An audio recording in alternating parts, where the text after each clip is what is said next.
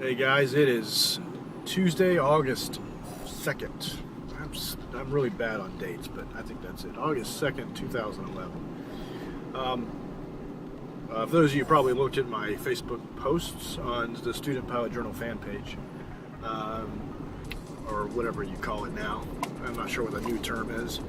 Anyway, I went up with Roy, took the November 2521 Lima, the 172 with the nice red shag carpet for the dash. Took that up to Daytona Beach, that's Delta Alpha Bravo. Yes, gotta be official. Anyway, I took it up there and flew. This time I got to fly, and last night it was, I didn't get much sleep last night because, man, I was tossing and turning about stuff with the podcast, just going through a bunch of different ideas, and I get that way. I get real excited, and I start brainstorming a lot of things to content and whatnot. So we taxied out about 7:30 this morning, and flew up there to a little place called Air America Air, I don't know. Anyway, it was like a little rental place, but they all kind of owned a bunch of buildings there in the hangars.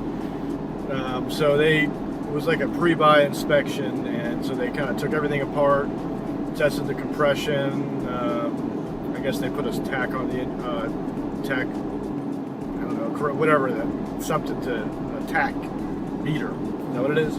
A tack meter. Put it on the aircraft to see if it was reading correctly, because he noticed it was running a little lower than it should have as far as RPMs. Anyway, so they put that on there, and what else did they do? Took off all the wheel pants, cowling, everything, opened it up for this guy to come in. And unfortunately, this plane back in '68 seems to have been wrecked, and the logbooks got lost.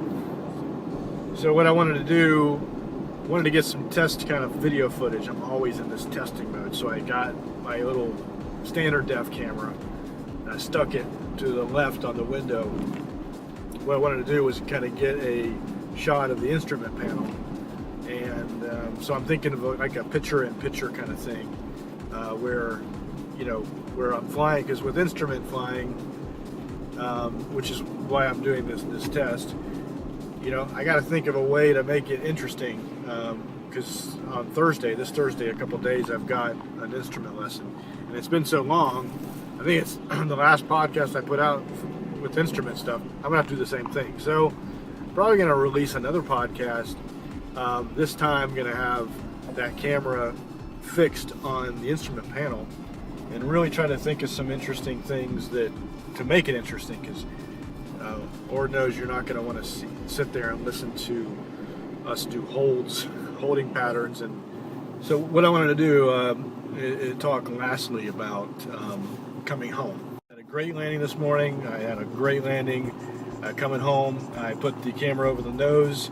I did some video tests, put the camera, of course, on the instrument panel. Then towards the end, I raised the camera up, and wanted to just kind of get some stuff over the nose, even though it was my standard def camera. But the same thing I always do, and you guys, learning, you're gonna figure it out, and when you're practicing a lot, you'll do it, But if you're out of practice like me, I'm always out of practice. I forget two things. I forget coming in the pattern that I'm going to get pushed into. Actually, I don't forget that often, but today I did. I'm coming in, it's not a very big crosswind, but it's pushing me in. So it's pushing me into the runway on downwind. So I'm on downwind. So by the time I knew it, as soon as I set up, I'm coming in, I'm turning left base, and I'm like, it's almost like this little circle, half circle that's going to come in. And I know that I'm just going to not even have a nice square pattern. It's going to be like this oval pattern. So I come in and I pull it, and of course I overshoot. And I'm coming back in, there's somebody waiting in, and I'm just, the same thing I've done a million times. So I get set up, airspeed's looking fine, I'm a little high, but it looks like I'm over to the right. When you can look on the video right here, that it looks like I'm over to the right, but I'm actually not as bad as it looks. especially when you see it land. It actually landed on the center line, but the way the camera's set up, it looks kind of funny.